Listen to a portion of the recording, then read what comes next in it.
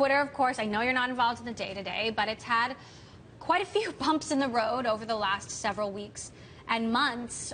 What's your take on all of the, let's start with the management changes. COO out, new CFO, new product head. What's going on?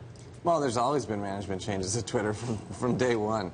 You know, I've always said, and I think Dick's echoed this recently, but, you know, Twitter needs who it needs when it needs it. I've always thought of Twitter as this sort of living thing, and it needs who it needs when it needs them to guide it, and to you know, that's really what the job of these executives are. It's almost like just guiding it, because it's got this life force of its own. So it's not a concern?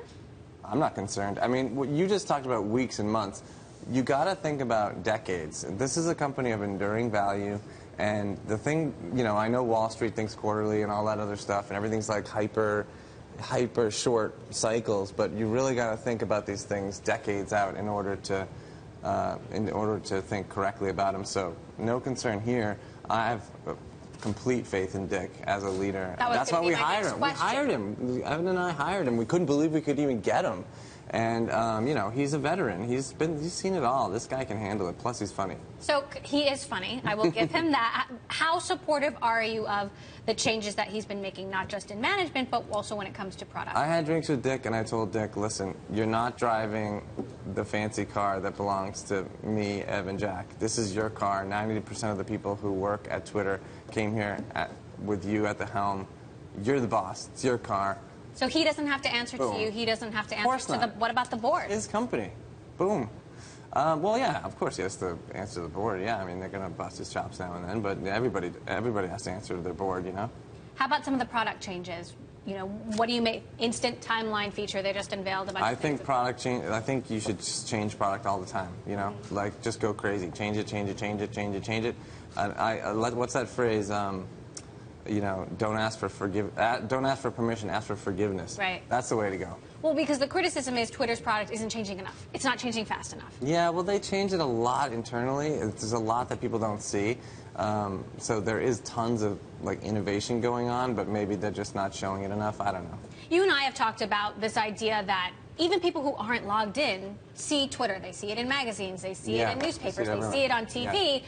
And Dick COSTOLO has now been talking about these 500 million logged out users who come to the website and don't log in. Yeah. Is that an opportunity, or is that a missed opportunity? Well, there's different camps here. People say that if you just leave the website kind of a mystery, more people will sign up. And then there's people like me who think that you should just go to the website and see content and just, like, love it and just say, like, I like baseball. What? My favorite pitcher's on there? What?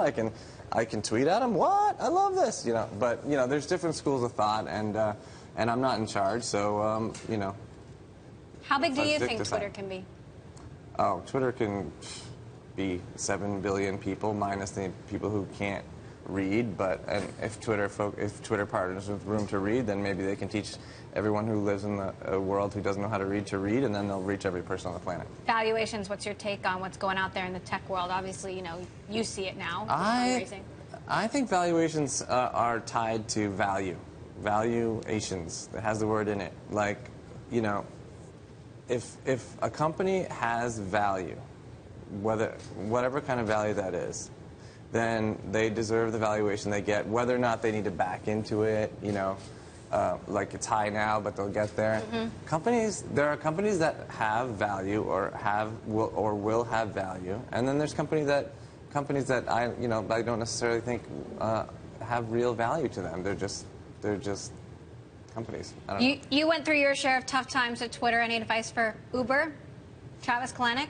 Well, that guy's got to be tough. I mean, it's a completely different business. Twitter's kind of like take it or leave it. If you don't want to use it, you don't have to use it. And we don't have to go around the world, like, fighting governments and trying to but trying to work our way into city infrastructures and all that stuff. That guy's got to be tough. I mean, I wouldn't be able to do that job. I'd say, you don't want us to be in your city? Okay, never mind. Forget about it. Sorry I bothered you. But he's got to get in there, you know? But what about questions about how they're handling user data or targeting journalists? I actually haven't been following the story about that stuff, so all I know is that it's a tough job, and I don't know about gossipy stuff. I have a 3-year-old son, so Yes. I just get like... You're watching cartoons and building apps. I'm playing Legos.